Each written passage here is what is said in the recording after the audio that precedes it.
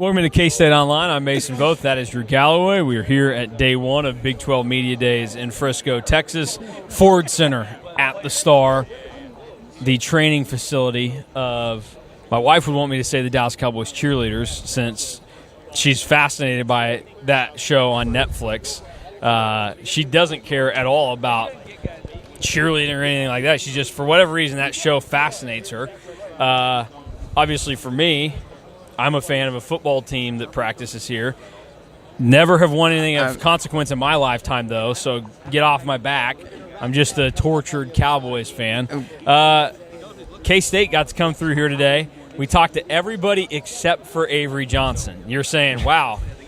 We must suck at our jobs. Yeah, you guys must have done a pretty crappy job. It illustrates just how popular of a person Avery Johnson still is, and that goes to again, those people out there that for whatever reason I think are down on Avery Johnson or whatever else. We've got, great, most overrated mascot in the country, Cosmo's doing a TikTok dance over there. No, Cosmo's fine. Cosmo sucks. By the way, I had no idea this was called the Ford Center until earlier today. So, again, we talked to everybody K-State related today except for Avery Johnson. Don't worry, though. In a few days or at some point in the very near future, we will talk to him, so we'll get that. And honestly, based on the timing of all of this, at like 3:30, he, I think, had already gotten to the point where he was over it, and he still had a lot more to do. So we'll get a refreshed Avery Johnson, but we got to talk to VJ Payne, Des Purnell, Cody Stufflebean, and Chris Klieman as well. So we got to hear from a lot of different guys, kind of get their input and see where kind of the mindset of everything stands right now. And I can't forget Taylor Poitier because we had a great conversation about hair birthmarks and how that operates. It's not something that we all choose by choice. It's just there. We deal with it. It's an interesting quirk. We'll get to, throughout the week, some of our interviews and things that we did here and play those for everybody. But I wanted to do kind of a recap show of the things that stood out to you today, Drew, from our conversations with different people around K-State. Yeah, the number one thing that I'll say is just the focus level and attention to detail. Like, this was a mature group of players that came in, and that was something that we really highlighted in the lead up to media days, was how old and experienced that this group of guys was. I mean, Avery Johnson's the youngest and has been under the microscope since he was a sophomore in high school. So the maturity level, like, you could really tell, this is a team and a program and a culture that very much so embodies their head coach. Like, from the mannerisms that they have while they speak, to how they speak, to even how they highlight certain players. This is a culture that really reflects our head coach, and it's just such a steady and refreshing culture. And I mean, we even had two players today on the 2022 Big 12 championship team that said that, like, that's one thing that's really been missing that was there in 2022 was the connectivity and how much more connected that this team feels than they had the last two seasons. Yeah, and I think there's the intangible nature of that, and the tangible, which VJ Payne talked about. He felt like he was doing a better job of communicating with his defense and that there was better communication on that front. I think it should encourage people that a guy like Gunnar Maldonado, who's coming off of injury and also has to, go from being a senior player in college football, but his first season at K-State, he got good reviews from everybody. Ryan Davis is probably the star of Big 12 Media Day for K-State without actually being here.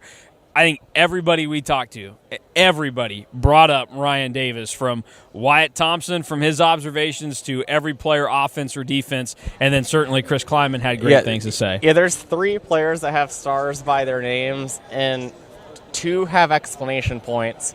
Ryan Davis has stars and exclamation points because of how much he was brought up and the amount of praise and how he was talked about. Because I think that's something that's always important, is like how was somebody brought up?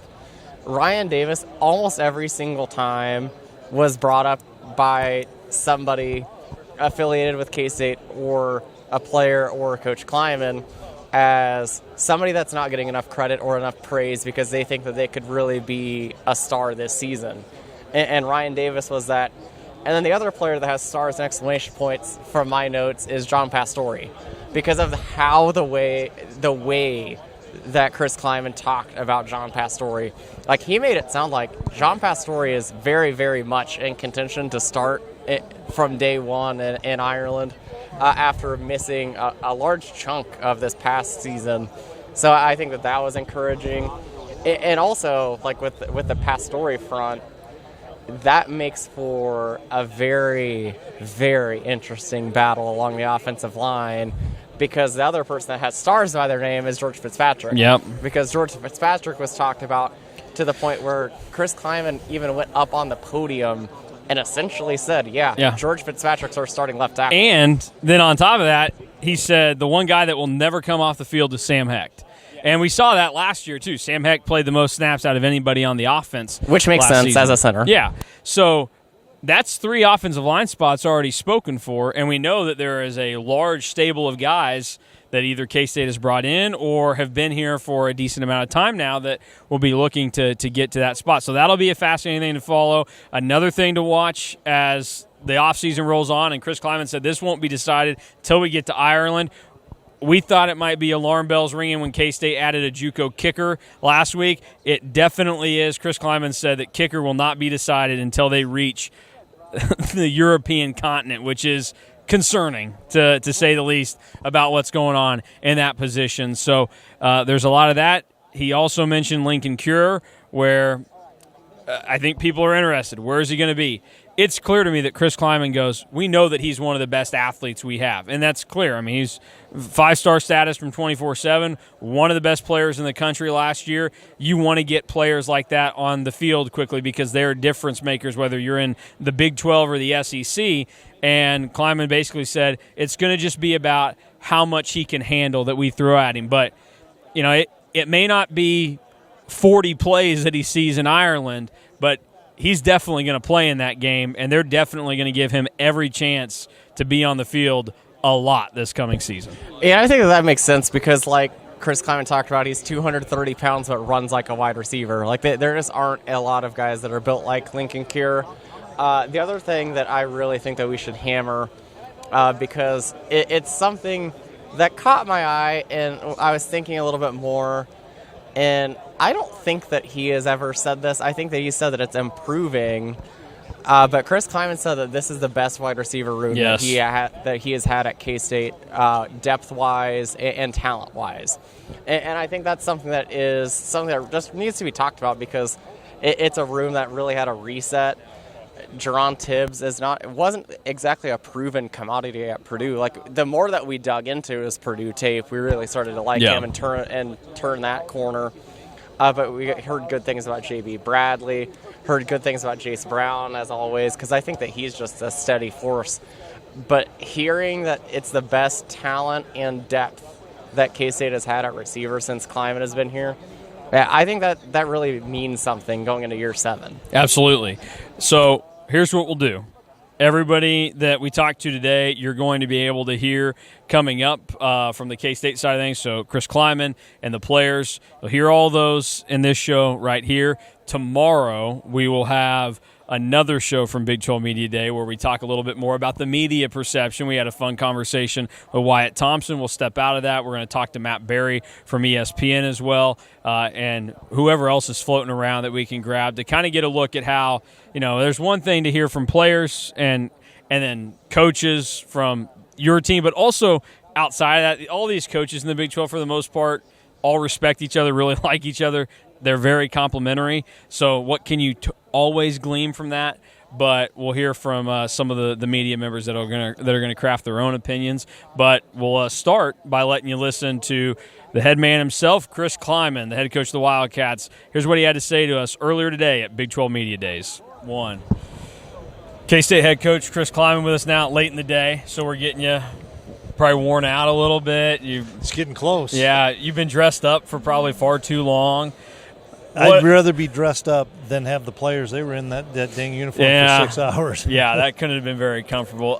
What is it like, 7th year as a head coach in the Big 12? Yeah, I really pinched myself to realize how fast this time has gone.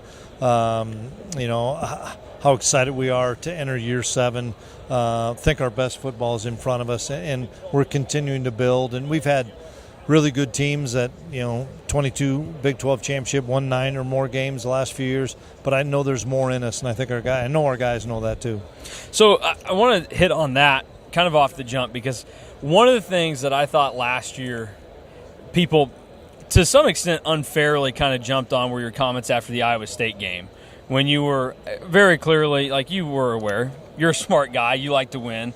November wasn't great for you guys last year, but that maybe the idea was getting lost by some people, and I think they took your comments about, winning 8 games each year, and then you won a 9th game, to a route that didn't make a lot of sense. Where do you stand on where the program's at consistency-wise, and what does that mean to you in this state of college football, where you said it earlier today, but not many teams are able to do what you guys have done? Yeah, I don't really worry about what everybody else thinks. I've got an athletic director that has my back and believes in me. I don't think anybody realizes how hard it is to win college football games and do it consistently. In the same respect, we want more. We know there's more. So if you turn the ball over, you're going to lose football games. And if you can't stop somebody on third down, you're going to lose football games. That's not a want to. That's reality. And there's a lot of good football teams out there. And you look here, this is the elite of the elite in quarterbacks that are here today. I mean, there's some dudes here today at quarterback that could play for any school in the country. And I don't know, sometimes there's an appreciation for how hard it is to win. No matter how good your football team is, it's really hard to win. And so I'm not going to apologize for anything.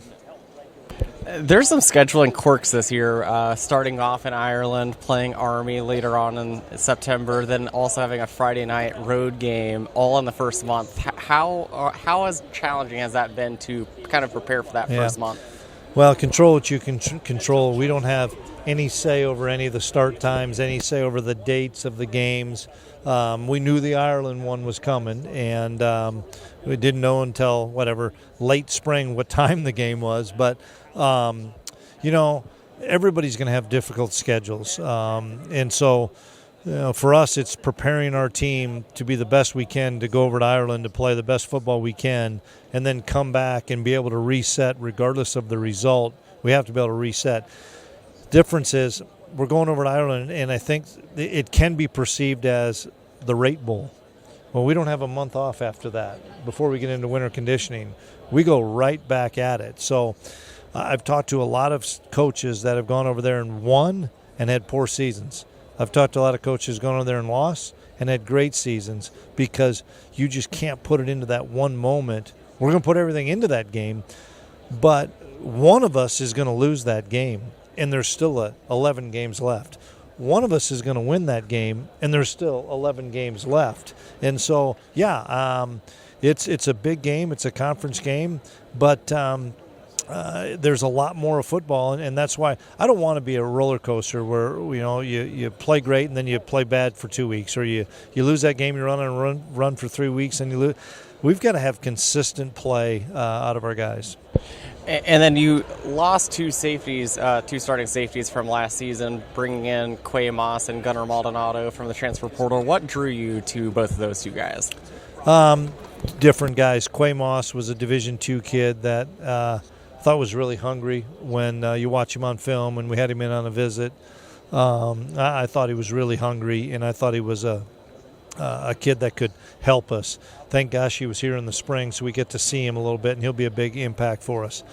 I watched enough crossover tape on Gunnar Maldonado that I knew what a good player he was, and in that game they were down one of their safeties, and I can't remember which one, so they played Gunnar out of position, and we attacked the position that he left and had really good success.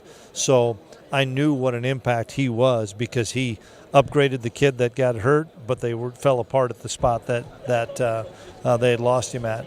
Plus, he's a 2-year captain, and I thought we needed along with VJ, a little bit more of that veteran presence that we were going to lose with Siegel being gone. You'll probably be excited to know that Des Purnell was already over here and had good things to say about Gunnar Maldonado already. So it seems like a lot of the guys that you've brought in have gotten strong reviews from everybody, especially guys in their specific position group. Obviously, Taylor has a lot of new offensive linemen with him.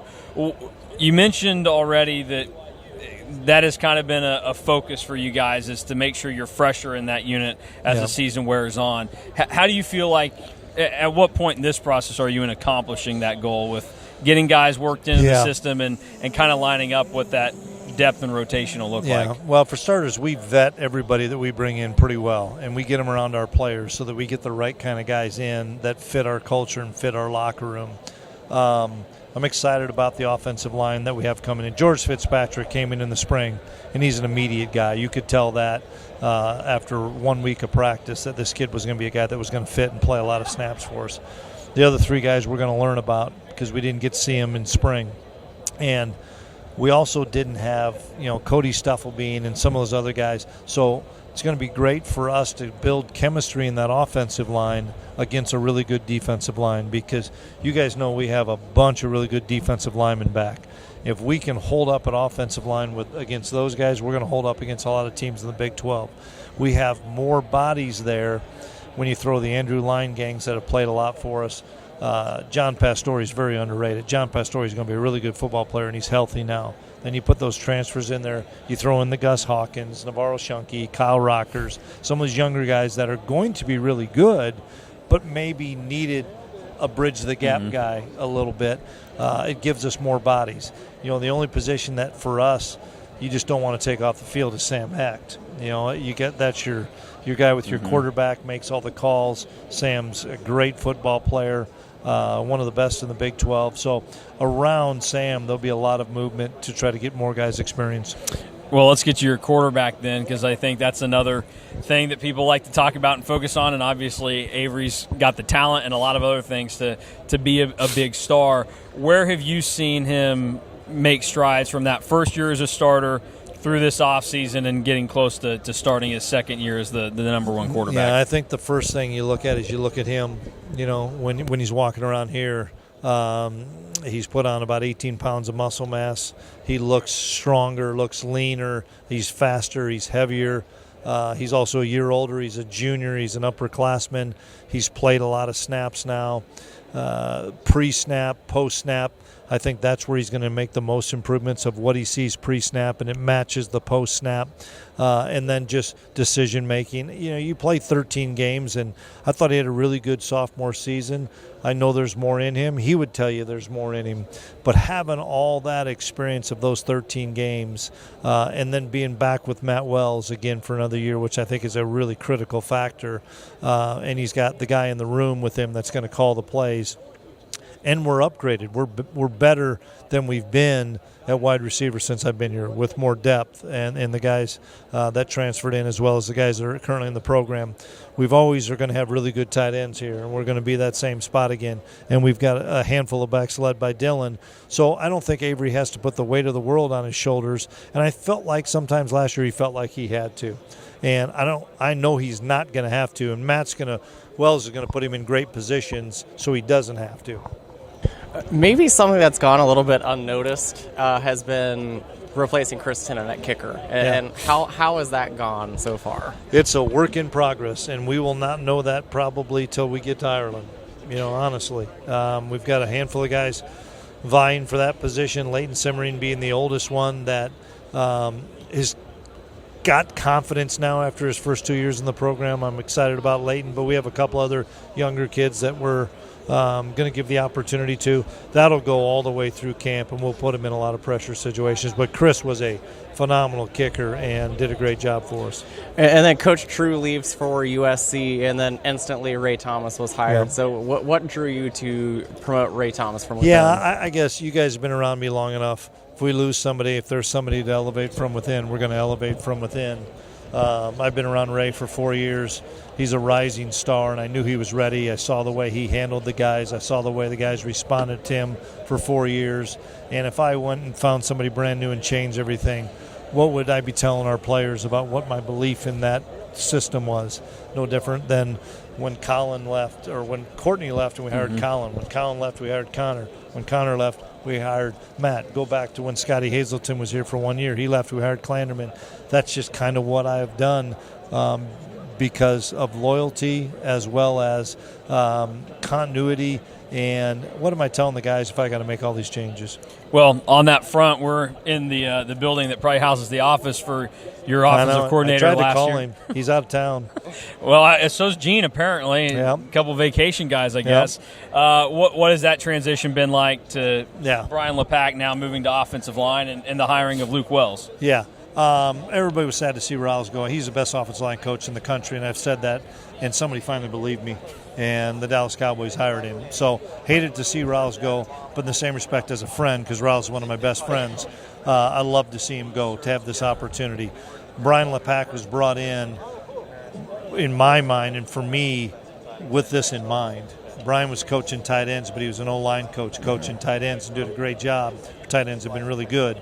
But if the opportunity arose where I could move him up, and I knew this was going to happen at some time, it was a natural move. And then it kept all the tight ends under control, because you're not like, oh, you're getting rid of our guy. He's still in the program, still on offense.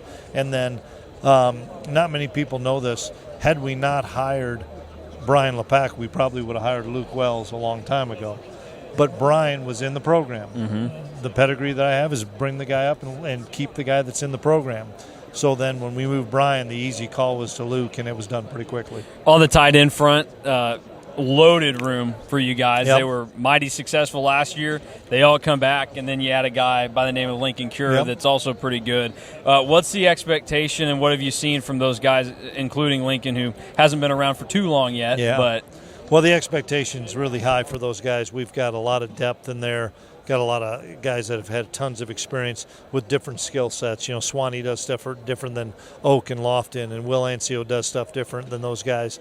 So they're all going to play, and they're all going to be a big factor. You're right. Lincoln came in the summer, and so off the track season, we haven't gotten a chance to work with him on the field.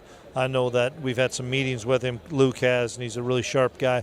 How much can we spoon feed him where he can play really fast? That's what we don't know. As much as he can handle and take, we're going to keep spoon feeding him because we know how gifted of an athlete he is. I mean, he's 230 pounds, and he runs like a wideout. So we'll find ways to get him on the field. Almost since day one, since you've been hired, K-State has turned out good running backs, and that's a credit to you and Coach Anderson. Is this the most depth that you think that you guys have had at running back? Yeah, we'll find out, actually. I think everybody's excited about Dylan and Joe, and they're proven commodities. You know, we have one transfer, Antonio, coming in that we're learning a little bit more about. We didn't have him in the spring. And then the young players, Ontario and JB and Devon Rice, those guys had good springs, but now we need to see them with a full complement offensive line, as well as having our starting linebackers that didn't go through spring. I mean, it's going to be a great time in fall camp because we have tremendous competition across the board at a lot of positions. And then you talked about the defensive ends and how that room has looked. What is the competition level like in that room right now? It's high right now. I mean, it's really high. And one of the guys that's probably as underrated as anybody is Ryan Davis. I think that kid's ready to have a breakout season. Ryan had the best spring of any of our defensive linemen, and so I'm excited about him.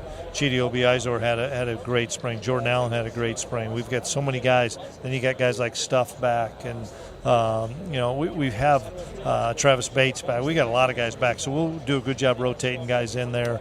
And then you got the two big horses up front that play in the nose. With kind of talking about the roster and building it, you talked a lot about it last year, the roster limit of 105, and then everybody drug their feet on it, and uncertainty, and I think it's still and it's still never done. No. What do you make of that situation as it stands currently? It stinks, for starters. There's a lot of kids that wanted to be at K-State that we couldn't have here. And hard to bring them back with Title IX and gender equity, so we don't know where we're at. with a handful of spots maybe. We're somewhere between 105, 109, 110. But it hurts programs like ours that are so reliant on walk-ons.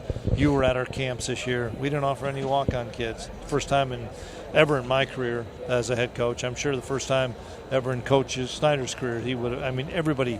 We always have walk-ons. Didn't even get a chance to offer any this year. Last thing for you. We're on the topic of adding rosters and offers and everything. Where do you evaluate your recruiting efforts for the current cycle and then cycles beyond? Where's that looking for you guys right now? We're working hard. You can't talk about any names and numbers and stuff. We're working hard, and we're always recruiting. Let's just say that we're always recruiting. Taylor Brett better be not sitting on a patio having an adult beverage. I know he's not sitting at a pool, not that body. He wouldn't do that. But Spedge does a great job. Everybody knows Taylor Brett's as good as there is from a recruiting coordinator standpoint, and especially with the regional and Kansas kids. And so we're recruiting our tails off, and it's a great operation led by Taylor and his staff. All right, so that was Chris Klieman, head coach of the Wildcats. And when we get the ball rolling again, we'll get to VJ Payne, who's making a number switch this year. I thought, in just the way that he handled a lot of things, he's very thoughtful and very confident. And I think, the defense wasn't really at fault for the collapse in November last year. Sure, they could have been better. And Chris Klieman said that, and VJ Payne and Des Purnell talked about it. But in reality, they had struggles at various points. We know Jordan Riley was underwhelmed last year. But VJ Payne was very focused on clearing things up, like, we're going to be better at communicating. We're going to get ourselves in the right spot. So here is VJ Payne, the safety for the Wildcats, and possibly their best draft prospect for the upcoming season. Joined now by K-State safety VJ Payne, now number 7. Yes, what sir. was the decision to make the switch to a single-digit number? Yes, sir. For about 2 years now, I've been wanting to go to number 7 because it was my high school number my senior year. But every time I ask for it, either somebody already has it or some incoming freshman is going to already call the number. So when I realized Cam Salas, he transferred, and I knew the number was going to be free, I had called Serb, our equipment manager, and I was like, Serb, I need that number. I've been asking for quite some time. It'd be kind of messed up if you give the number away, and I've been asking for about 2 years now. So, Serb came through for me, gave me the number, and I'm just, I'm excited to be back in that number, to be honest. I can't believe that you wanted it and they were just giving it to incoming freshmen before that. But I say that, but I would be really, like last year, I was really late on asking for the number. So it would have been it was already gone, or my sophomore year, actually, that's when it was. I was really late on asking for it. Like, if you want to change a number, you have to do it pretty early. Mm-hmm. And so that's when Cam came in, and he already had called the number because the guy that was wearing it before then, he transferred. So he was like, I want number 7. And so I was a little late about asking for it. But, I'm excited to be back in that number. Ward in high school, I can't wait to wear it during the season, to be honest. You have a lot of new guys, not just at safety, but in the secondary as a whole. What's it been like getting to know them, and then also just kind of getting a feel for how they're going to assimilate to being out on the field and in that unit with you? Yeah, honestly, off the field, we'll start there. Off the field, they're great people. Stay out of trouble. That's one thing I love about them. Stay out of trouble. And they're also good people in the locker room. Like to just come in there and chit-chat with us. That's one thing we like to do in the locker room if we got spare time. In between lifts, in between runs, whatever it is, to be honest. We just like to go in the locker room and chill out and just talk to everybody. So they like to do that with us. And then on the field, just having that chemistry with them to where they're blending in with the defense. That's also a good thing that they're doing. Coming in, putting their head down and working. That's what we like to do, honestly, at K-State. So just seeing them do that and just come in and buy into what we're doing and what we're teaching is just a great thing to see from those guys that came in that were transfers. You're kind of the old guy in the secondary now. What's that like, and what's it like being a leader, and how have you really evolved into a leader? Yeah, I am I guess you would say the old guy. I am, but, it's good. I like taking on that leadership role. Going on year 4, I'm not the oldest guy. I was going to say I'm the oldest guy on the defense, but I'm not. It's Stufflebean, actually. Sorry. But, just taking that leadership role, being the voice of the defense, I love being that, being an efficient communicator, making sure everybody's on the same page, no mess ups, just holding my teammates accountable because I know what we're capable of.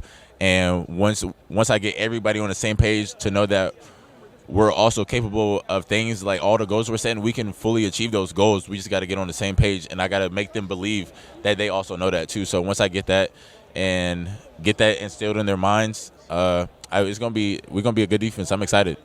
This is the most Georgia players that I can remember K-State having on their roster. So Yep. What's that like now? You know,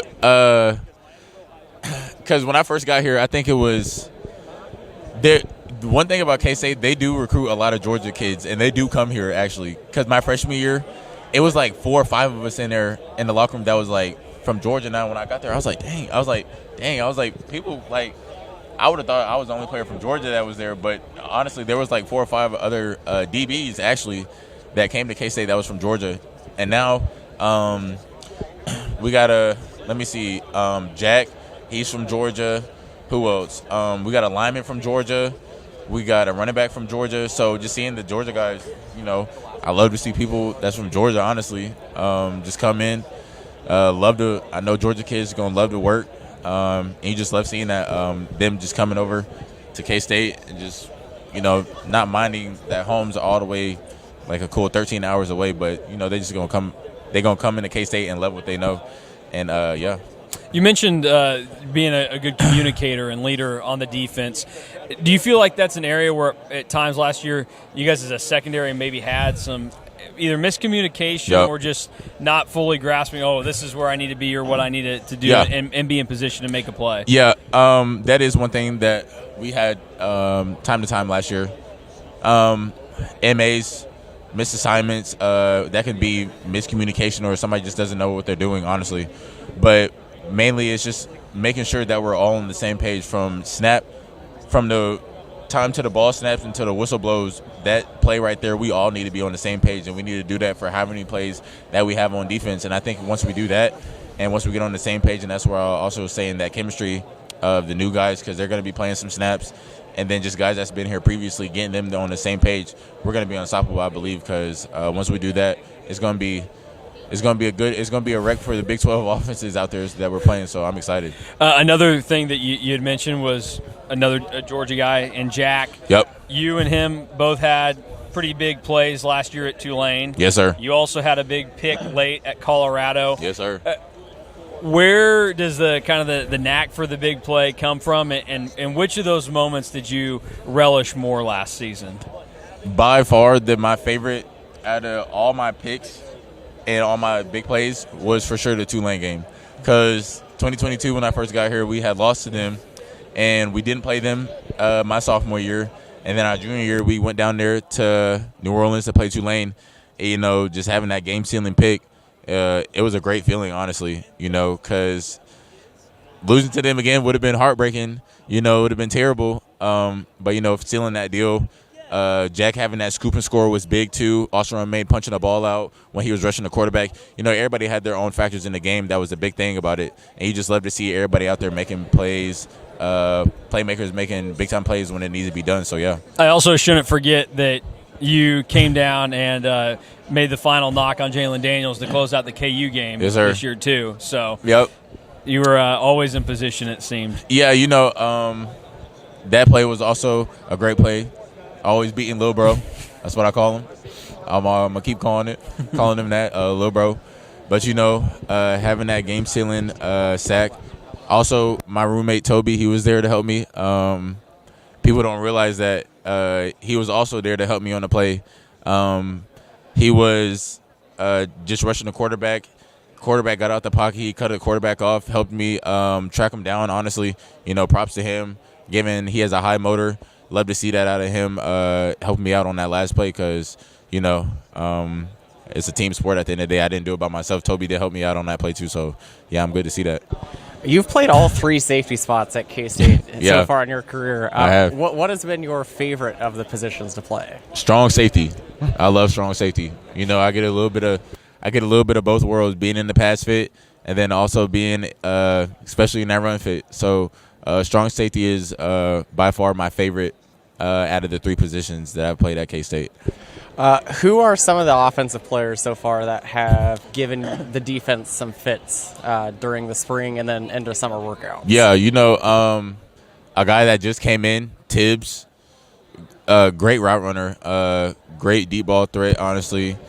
Tibbs, he's a good factor. Tibbs and JB Bradley.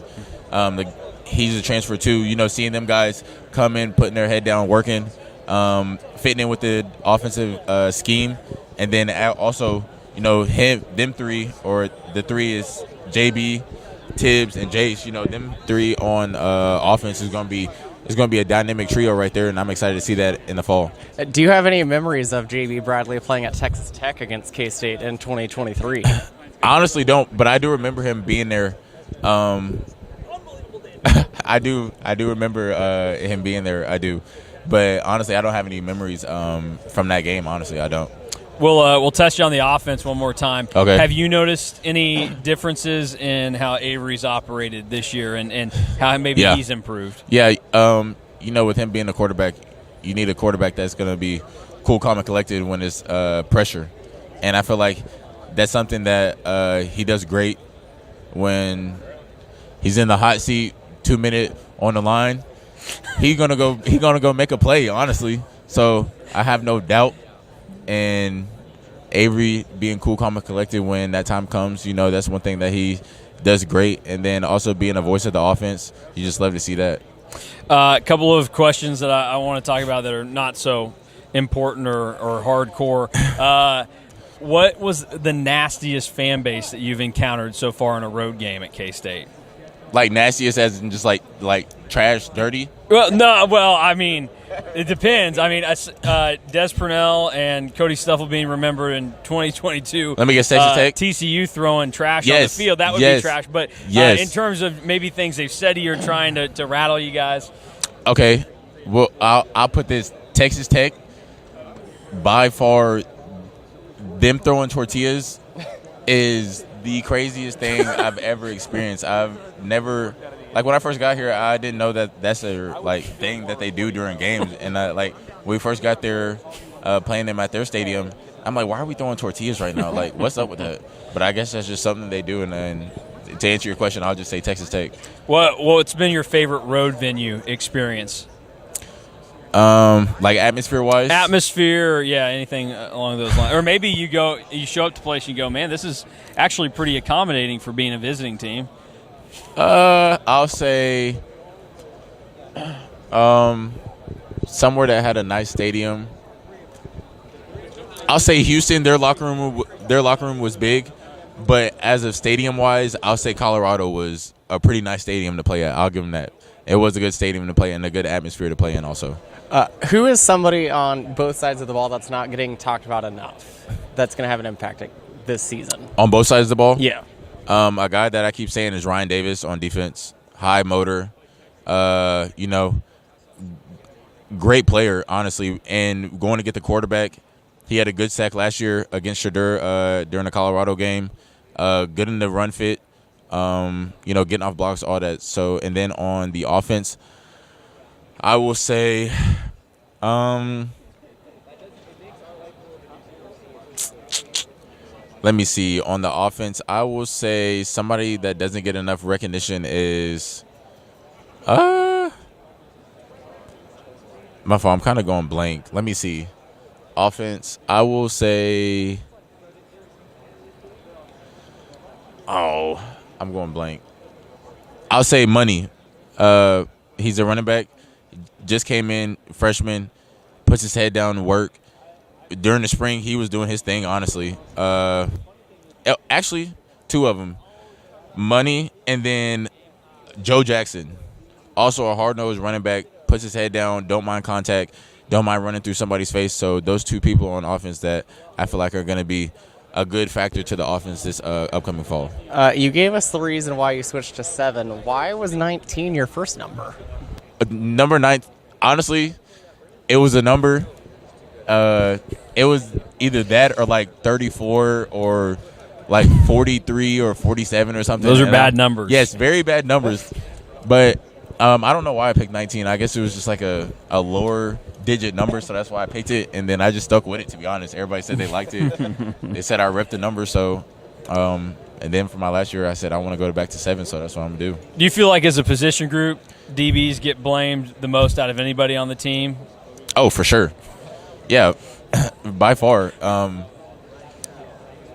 Well, yes, because, yes, we are the back end of the defense. We're the last resort, so anything that happens bad, of course, everybody's going to be like, oh, the DBs. But, yeah, but also I really don't listen to any of that stuff. But I know if after a game, and we take a loss, knock on wood, I know they're probably going to be blaming the DBs. So that's what I was going to ask then to follow up is, on a more serious topic from that question, how do you handle social media negativity, because it's become so prevalent now in sports in general, and so after losses, I think any athlete, basically at any level that has any group of fans watching it can get nasty. Not paying attention to any of that, honestly. All that stuff is bad.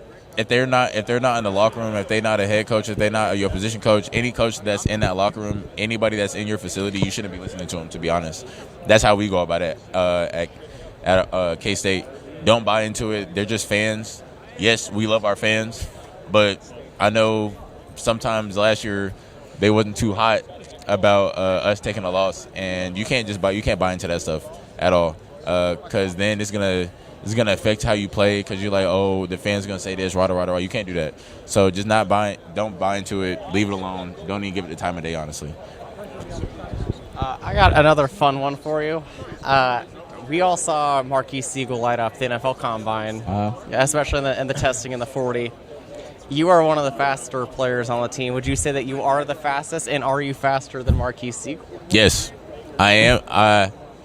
Because I know Keith is going to find this clip somewhere, and he's going to send it to me, and I'm going to go ahead and say it. Yes, I'm faster than Marquise. Because I know he was upset that he didn't break the safety record at the NFL Combine. If you are invited, is that your number one goal? Yes, we've already talked about that, actually.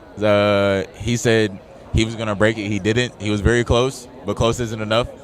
And Keith, I'm faster than you, and I don't want to say anything, but yeah, Keith, I'm faster than you. All right, we'll let you get on to bigger and better things here at Media Day as you get close to finally getting home, probably. But we appreciate you joining us. And, thank you, guys. I appreciate you. Looking forward to number 7 VJ Payne this season. Yes, sir. Thank you. Thanks. All right, so that was VJ Payne, safety for K-State. Next up for the Wildcats, you will hear from a guy that went to the worst school in the K61 showdown, Cody Stufflebean. Yeah, sure, McPherson may have won a lot of games, but that ain't Buhler High School. Here is Cody Stufflebean, one of the older guys on this team, a married man, and somebody that is excited to be a leader on this team this coming season. Here at Big 12 Media Days with K-State defensive end Cody Stufflebean. I got to start this off by just letting you know that I went to the superior school in the rivalry. I did go to Buhler High School. Not necessarily in winning games, but I just had to throw that in there because I know that that's always a contentious thing. You probably never lost a basketball game to Buhler. Yeah. Maybe one football game? I don't think I ever did. It was the year before me, I think, is when we lost. But when I was there. So when were you a freshman? I think it'd be 2017. Okay, yep. So they were done beating McPherson by that point. I think you guys won like the year before, like 2 years before, or something like that. You guys won it all. Yeah, I did not play football, but I had a class that was full of some decent athletes. So that was about their heyday there. We'll talk about stuff that doesn't involve a school that I went to losing, because you play for K-State now, a school that I did go to that does quite a bit of winning. Yeah. Well, what's your time at K-State been like, especially when the word going into last year was you had some decisions to make on coming back, and then here you are a second year after that. What went into it, and why is it that you wanted to stay so long to play and finish out your career at K-State? Yeah, I think like last year's decision was kind of to just be pushed more into like a leadership type of role, be able to help the team and give back some more, like thinking back to the people that poured in a lot to me, like Deuce Green and Eli Huggins, and people were kind of like mentored me whenever I was younger. To be able to provide that for a young, really talented D-end room was kind of my whole goal for last year, and then kind of the same this year. So. With your unit in particular, the defensive end, and really the defensive line in general, there's decent depth there. You guys are a pretty loaded group. What is kind of the vibe of that group right now and your expectations for you guys as a whole going into this season? Yeah, I think there's a lot of competition right now, and it's good. Like, even doing just our running stations and stuff, there's a lot of competition in that, so it makes everybody be better. And then kind of quizzing each other too with the defense, just being able to go over everything. It helps us vibe really well together. Now, you guys are having to replace Brendan Mott in that. What is it like transitioning from a guy that had been around so long, contributed on and off the field to you guys, and now that mantle kind of gets handed off to guys like you or Toby Asensamin, guys that have been here for a while and also have the production to go with it? Yeah, it's awesome, especially like knowing now that you don't have to worry about those players so much, the younger players so much, like off the field. We'd have like do-rights is what you call, and like our room's really clean in that sense. So it's awesome when you don't have to worry about things that aren't football. It's huge. So, and then you guys can really start to develop more into offensive backfield sets, plays, and like start to break down a lot more film and get more in depth with those younger players, and they start to pick it up. So it's awesome to see the evolution of that. Where do you think you've been able to make strides in your game over the last year and heading into this season? I would say like everything just slowed down last year a lot, where you get out there and you're not worried about getting the call as much. Like, you know what you need to do, you know your assignment. This way you can look more at what they're doing, what you saw in film and stuff. So just having everything slow down, I think, was big in that. And then just being able to do that consistently throughout an entire game, especially like when you get tired or when something big happens, being able to stay level and just go through your process every snap. With the way that kind of college football has worked in the last handful of years, there's been a lot of changes in the Big 12 in particular. What has the experience been like for you as a college athlete going through the process of NIL, revenue sharing? You're going to a bunch of different places now to play games. Just the daily things that you go through now. How different is it from when you were a freshman to now? Yeah, I would say it is quite a bit different, and like it's really cool. You get to go to different places. Being able to go to like BYU last year, even though it wasn't great, it was really cool to see and stuff. So getting new experiences and stuff like that is definitely really cool with what the league's been able to do. I kind of my same experience there, where I tell everybody everything but the game last year was an awesome experience in Provo. I thought the people were great. I thought that environment was great. Would you say, obviously not including Manhattan, but is that the best environment you've gone to in your career at K-State? Yeah, it's definitely really cool. Some other ones I could think was when we went to Texas in overtime, I think, what was that, 22, 23, something 23, like that? Yeah, that was probably one of the loudest stadiums I've ever been in. And then going to OU as well, that place was pretty crazy too at night with the lights going crazy and stuff. It was pretty cool to be a part of. Where is which fan base was the nastiest to you guys? I'd say TCU in 2022, when they're right behind you and like they can almost step down into where you guys are and just throwing stuff at you. So and they were really good that year, so that probably didn't help either.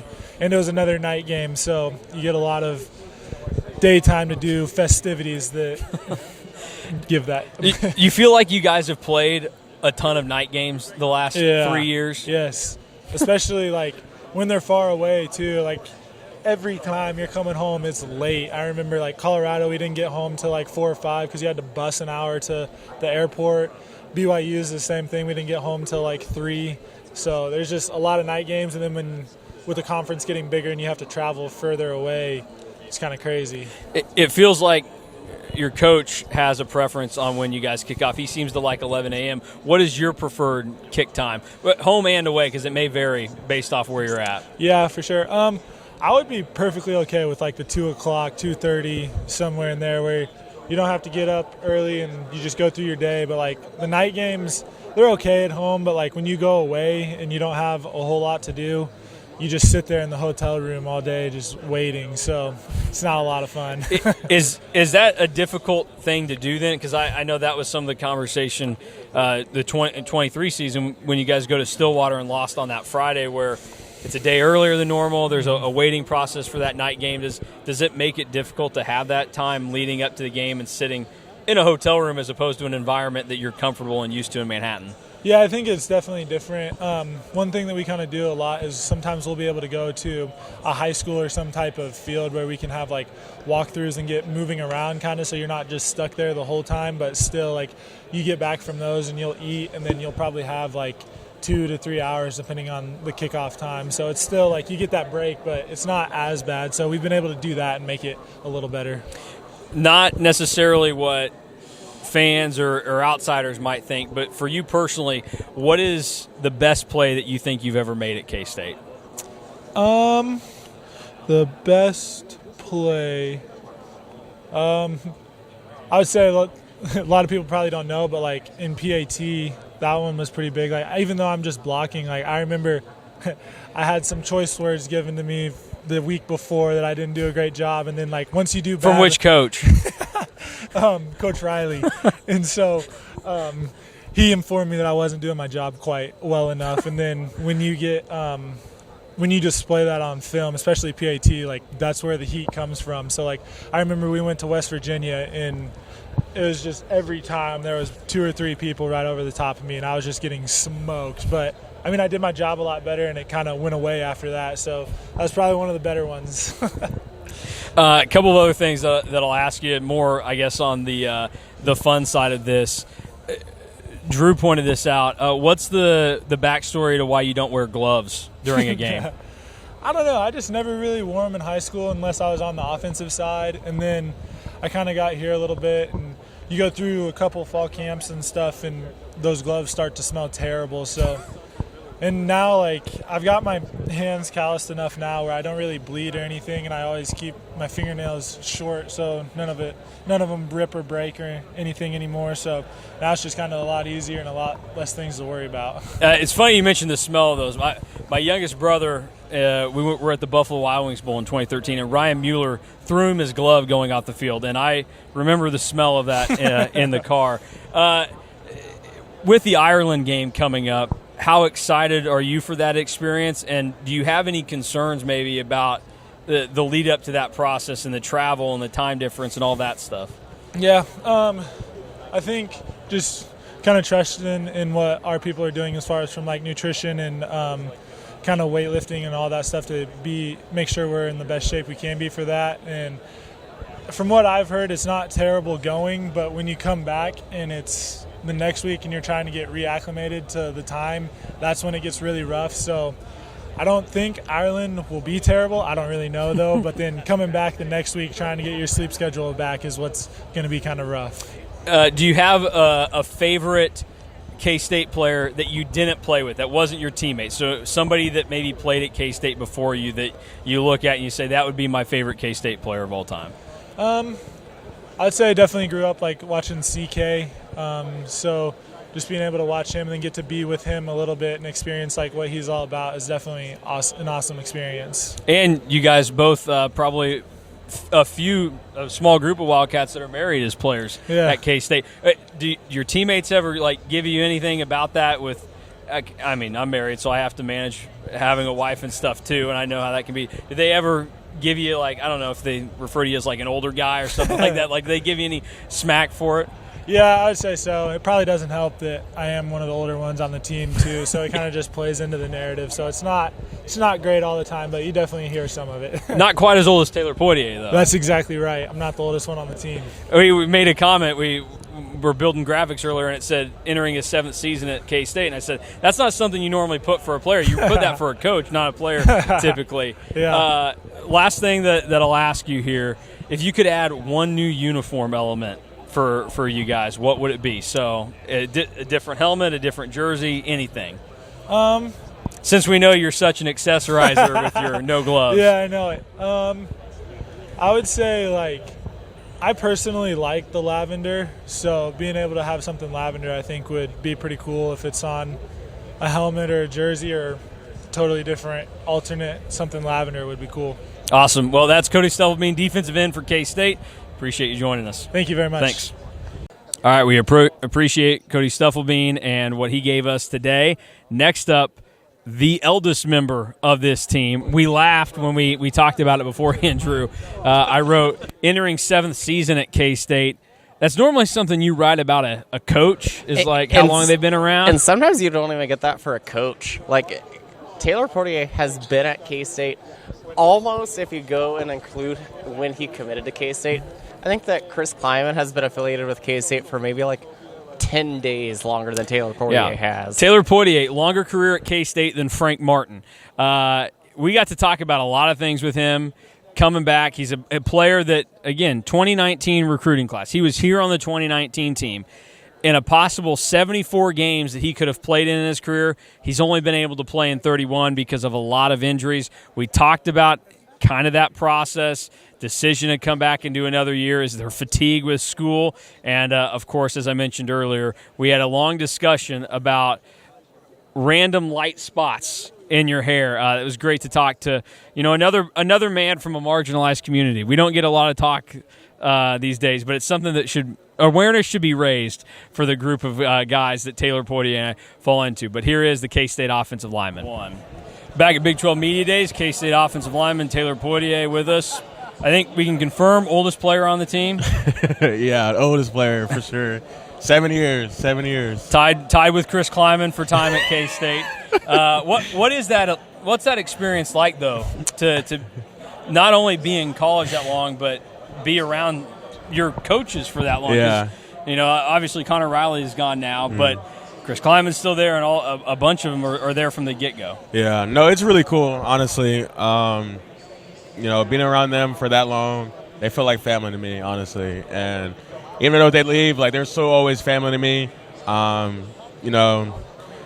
It's just, that's pretty much why I came to K-State, because everybody felt like family. And they're always going to be, honest with you and everything. So that's all I wanted out of them. But, it's been really a blessing. And, like, meeting guys who are, like, sad to say it, like 6 years younger than me. People were born in, like, 2005, 2006. I'm like, goodness gracious, I'm old. But, no, it's pretty cool. Just, like, giving them some little wisdom, little advice at times. But I think it's pretty cool. Are you tired of going to school yet? Yeah, I wouldn't say I'm checked out, but we getting close, honestly.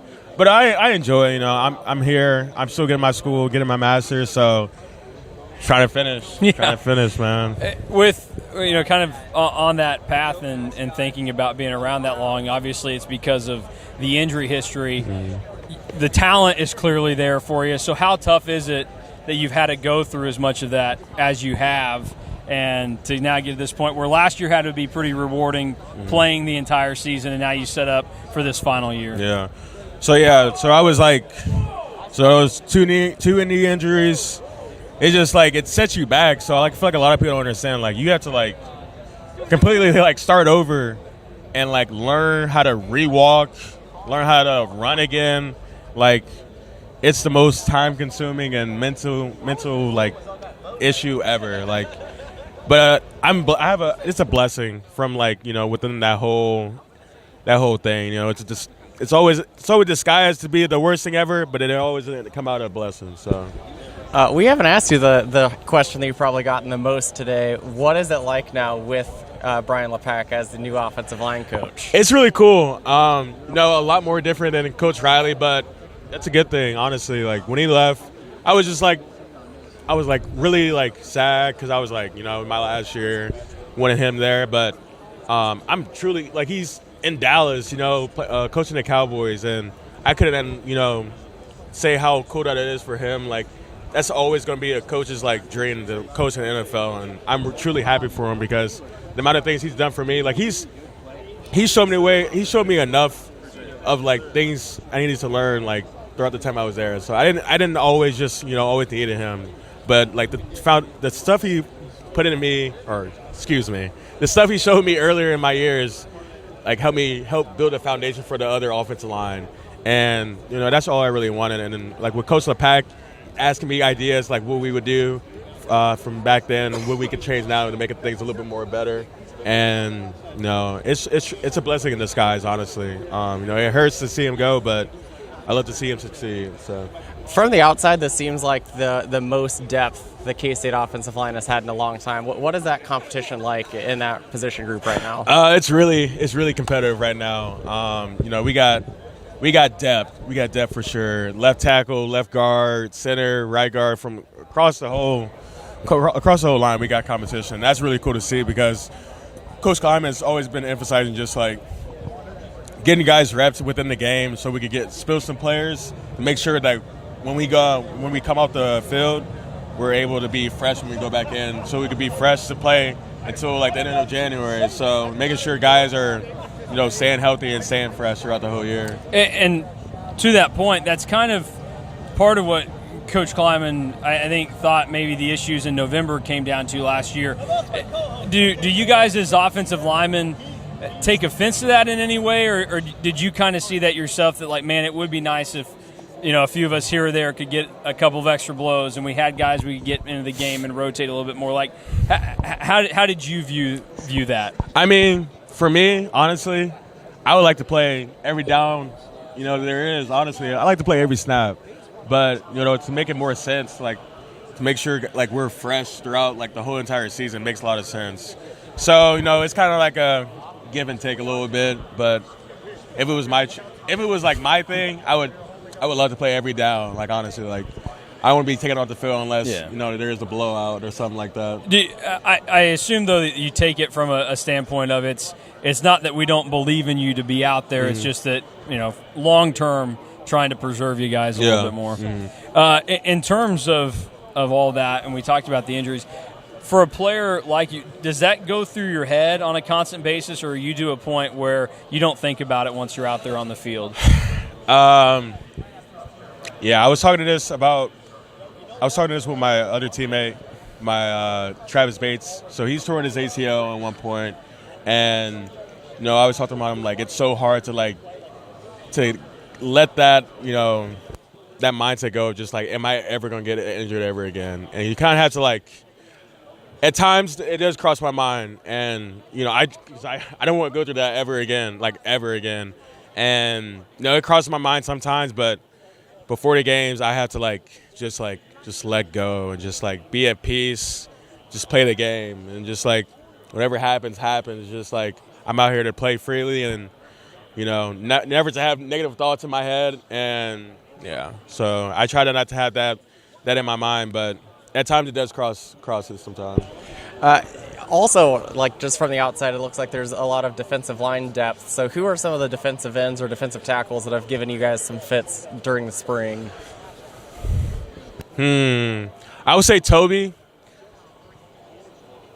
Uso, Chidi, Dame. Let's see here. Stuff was out this spring because he had shoulder surgery. So in the fall, I'll probably get some work from him. But I would say that's pretty much it. Yeah. Who is somebody on the team right now that isn't being talked about enough as somebody that could have a real impact? Sam Heck. Sam Heck is a very reliable guy, very smart, very athletic. Very impactful within our team, so I would say Sam Heck.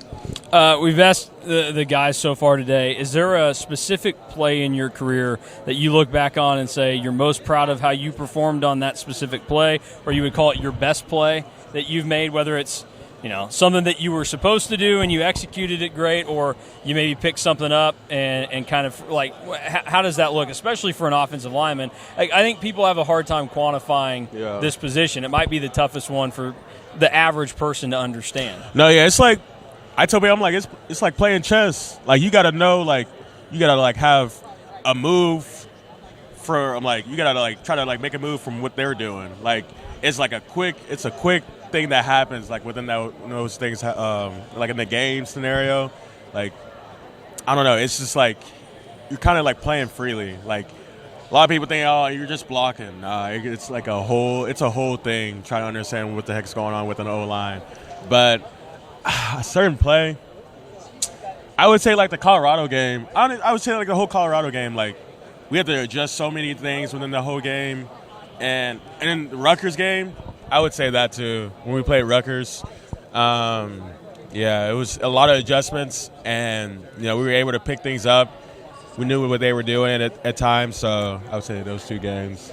And kind of to go off of some of that with talking about the adjustments that you have to make and playing offensive line, it's got to be like 5 guys having to try and play as one player. Mm-hmm. Avery is one position, so he knows what he's got to do. The running back, one position, like the other guys.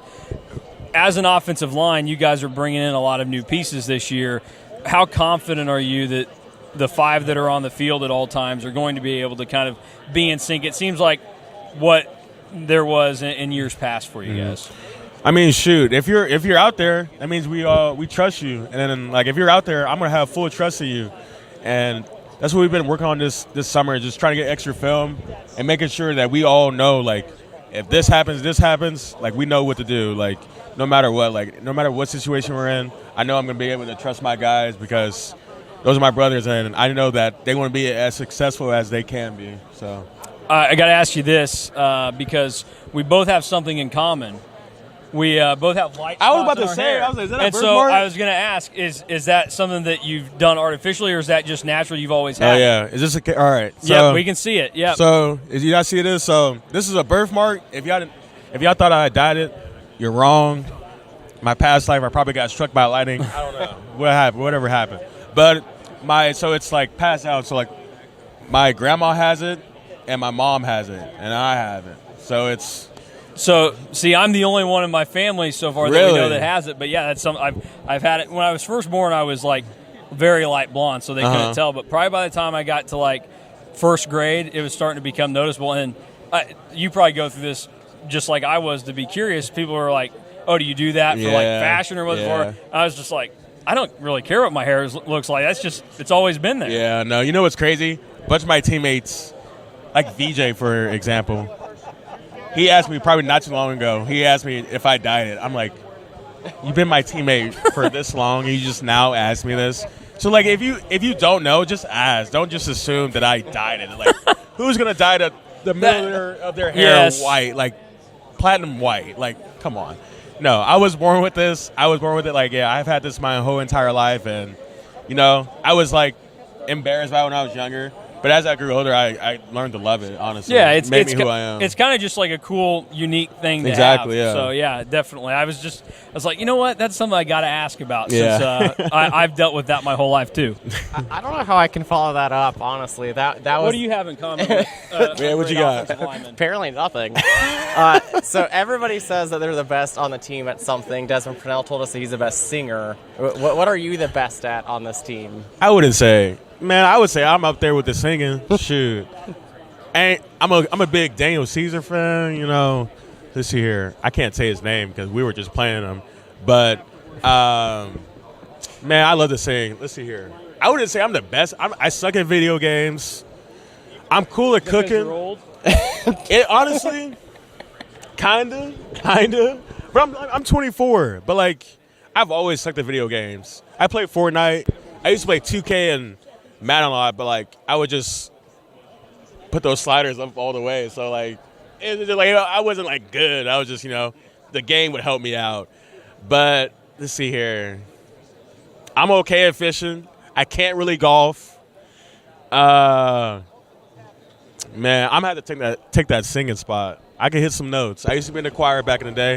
I used to be in the church choir, so I know a little bit. So, Coach LePac hasn't been your coach for very long, but do you have a good impression of him?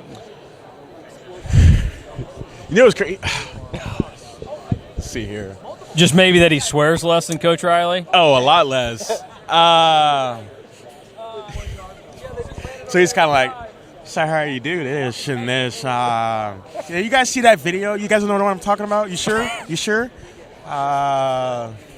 I'm not trying to get on you, Coach LePac, but you're just goofy. He's really goofy. Like, he's really funny. Like, if you ever sat down and talked to him, he does a little opera. There's a little opera. Is he the best singing coach? I would probably, for sure. No, he's if you ever heard him sing, He's a really good singer, honestly. Well, here's an idea for you then. Duet senior night this year. You and Coach LeBac sing the national anthem. National anthem? I don't want to be embarrassed. He might put me on blast with this little opera stuff he be doing. I can't be hitting the notes he does, but that would be cool. I mean, you know, we'd have to talk to somebody. We might have to talk to Gene Taylor about this or something. But no, that would be really cool, honestly. That'd be pretty funny. Last question for you. If you didn't play football, what sport would you have been able to try and play at the Division I level? Track and field.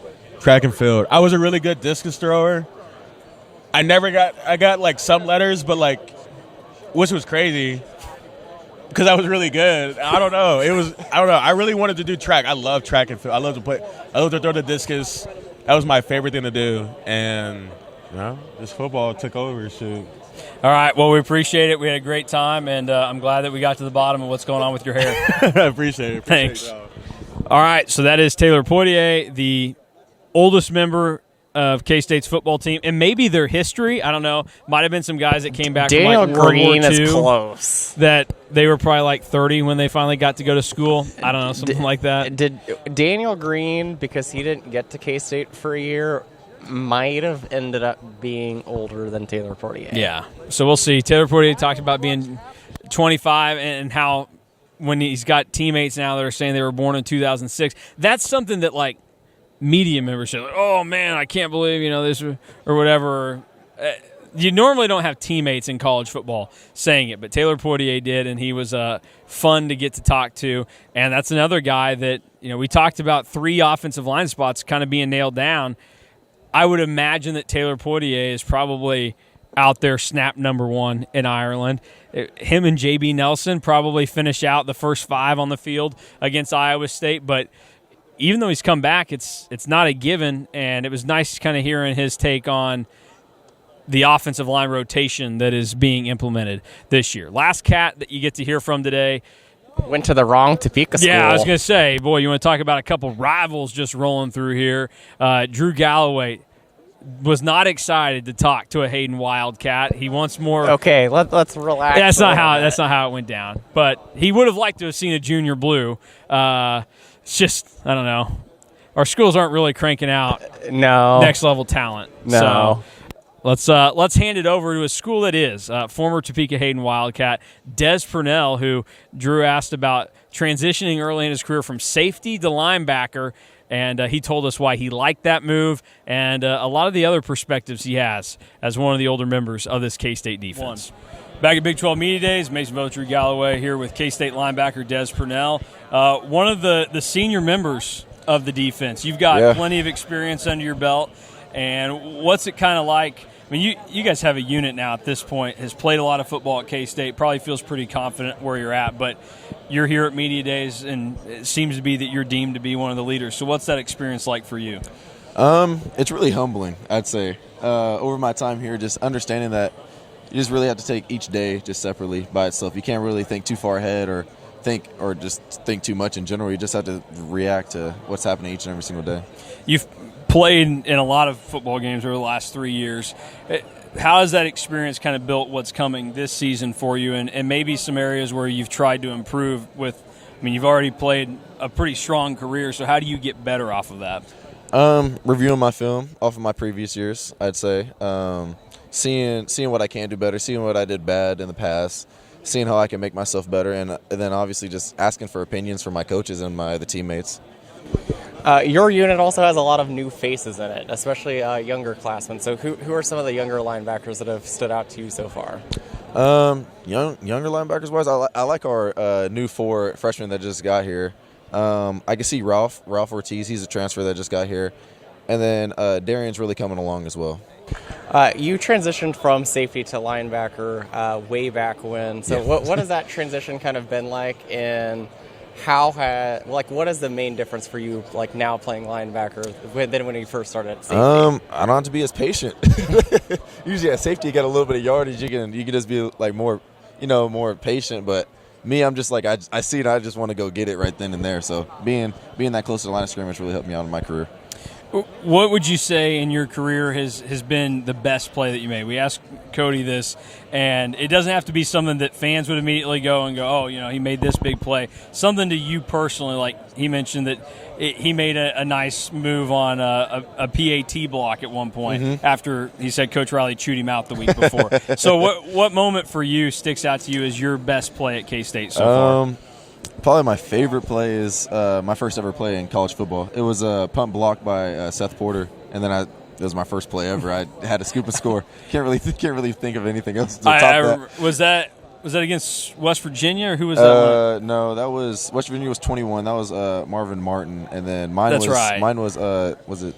No, it wasn't SEMO. It was South Dakota. Okay, yeah. South Dakota, first game, back in 22. Yeah, but a lot of big plays in 22. Malik Knowles took it 75 yards to start and everything. So you obviously were on that 2022 team, and I think expectations this year are a lot of fans think you should get back to Arlington and be competing for a Big 12 title. Where are there some similarities between the 22 team to the team that you're on this season? I say our team camaraderie.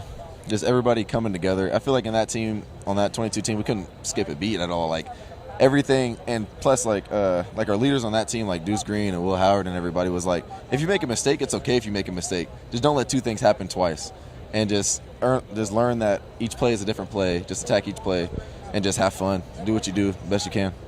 November was a tough month for you guys last year, kind of finishing things out.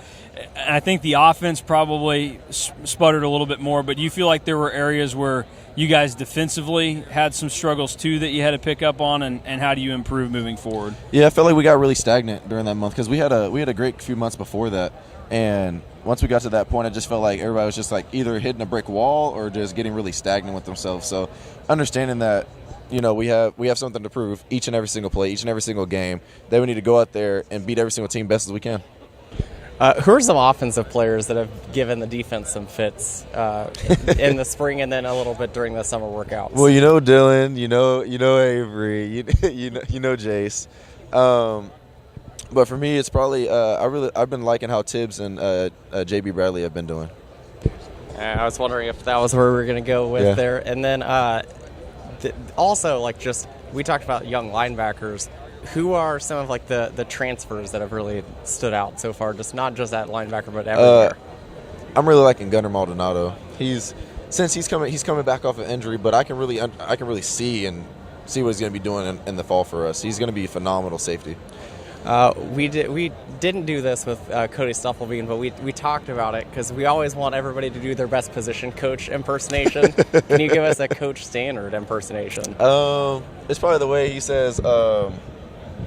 What is the word? I can't remember it off the top of my head. He says mature weirdly. He says it mature. Yes. Yeah, that's a very.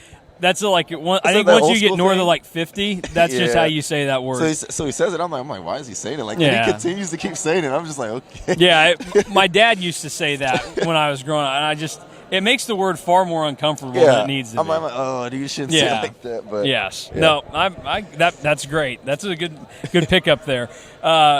What's your favorite stadium that you've played in outside of Bill Snyder Family Stadium? Yep. Favorite stadium? Or environment? The Big 12 championship. That was rocking. Other than that, I like what TCU did back in 22. I like Texas last year. That was a fun environment. Probably I put Texas Tech up there. And then on the flip side of that, what fan base has been the nastiest for you to experience for a road game? Missouri. Okay. Yeah, probably Missouri. Okay. I asked that because I thought, surprisingly, the Tulane fans last year, they were pretty far away from you guys, I guess. But I was surprised at how much vitriol they had there. I was like, wow, that's impressive for this school. Beside yourself, who is the best athlete you played with growing up from youth sports and before you got to high school? Doesn't even have to be somebody that went on to play D1 like you, but is there somebody you go, this kid was the best that I played with or against? Funny enough, this is whenever we were really young, but Nyjah Kennedy. Okay. I played basketball. We played a little bit of football together. She played baseball with us, but you obviously can see how phenomenal an athlete she is now. But yeah, probably her. That checks out. That Yeah. she would probably have been pretty talented to play with. Yes. Ireland's coming up. That'll be game number 1 this year. Do you have any concerns about the travel and the scheduling of all that and adjusting to that environment and being ready to play that game? Personally, no. I can understand how some people can think that. I understand with like the jet lag and a couple of days before in a new environment. But I feel like if we just go out there and handle everything like a business is how it should be, and we're going to come out 1-0 that day. Everybody says that they're the best at something on the team. What is Desmond Purnell the best at on the team? Getting after guys, probably. Yelling a little bit. Get my voice up there. But, yeah. Oh, nice. So we just hit on Ireland, but have you been outside of the country before, or is this going to be your first time? Just been to Mexico. I went to Cancun for my brother's wedding. That's about it. Oh, nice. And So then, it'll be my second time. what is the reason that you have been wearing 32? Was it just something that was given to you and have stuck, or is there a reason behind it? Growing up, my number was 22. Obviously, whenever I got here, that was Daniel Green and Deuce Vaughn, so I couldn't do nothing about that. But Al Serby, our equipment manager, he gave me a list of numbers, and then I met with it with my family and stuff, and they were like, well, we like how 32s look. At the time, I had a smaller body, but I've really grown into that number now. I was going to say, any thoughts on changing? Guys like VJ Payne, they get to change numbers. Or Sure did. Saw that single digit. He was ready to hop on there. Well, I guess the last thing that I'll ask you in kind of closing this thing out, outside of football and everything else, what's your favorite and least favorite building on campus? On campus? Favorite? I mean, I got to go with Justin because I'm a Ken major. Okay. Yeah. Well, that's a nice building, business too. is up there, too. Business building's up there. I mean, I'm not even going to count Hale Library because that's obviously up there, too. But least favorite? I can't remember the name of the building, but I had English in there like my sophomore year. My Eisenhower in the basement? Yeah. Yeah. Yep. It's a little old. It kind of smells in there. Yes. Yeah. Yeah, probably that, yeah. Yep. Named after Dwight's brother. Yeah. So there you go. Yeah, that's about all you can have to say about that. I had some classes down there. Not great. All right. Well, we appreciate you taking the time. And is there one thing that you have set for like a goal for yourself this season outside of the team, but something that you specifically want to hit? Other than other players. Probably get my forced fumbles back up there again. I'd say probably hit more than 5. That's what I want to do. And your whole defense last year had a pretty good knack for making the big play at big points. So it seems like that might be something that comes your way. But, Des, we appreciate it. Thank you both. Thank you both. Yep. All right, that is Des Purnell, K-State linebacker, and that will do it for our player and coach interviews here from Big 12 Media Day. And once again, we are going to talk to Avery Johnson in the coming days. You say, you guys are losers. That's fine. You can have that opinion. You're probably right. But we get an exclusive with Avery Johnson. That's true. Everybody got to talk to him in person. Not everybody's going to get the personability of talking to somebody on Zoom, okay?